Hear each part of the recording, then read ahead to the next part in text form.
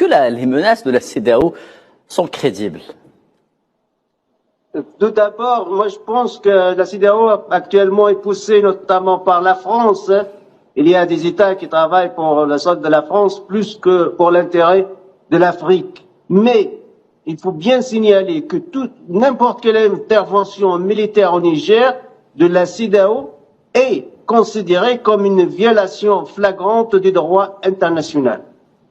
Il y a une négligence totale, silence radio à propos du droit international et du Conseil de sécurité et du chapitre 7 de la charte de l'ONU. Parce que toute intervention militaire dans le monde, que ce soit en Afrique, en Asie, en Europe ou peu importe, doit passer par une résolution au sein du Conseil de sécurité en activant, en appliquant le chapitre 7 de la charte de l'ONU qui permet à une coalition militaire d'intervenir quand la paix mondiale est menacée.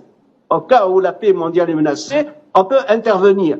Et les chancelleries occidentales, Paris, Londres, Washington, souvent sont très très enthousiastes vis-à-vis du Conseil de sécurité et ses résolutions quand il s'agit du monde arabe, de Tripoli en 2011. Mais aujourd'hui, silence radio, on ne parle pas du Conseil de sécurité, on ne parle pas de l'ONU, on ne parle pas du chapitre 7 de la charte de l'ONU. Donc, qu'est-ce qui se passe? Ça sera s'il y a une intervention, c'est une intervention illégale, illégitime, qui ne respecte pas le droit international.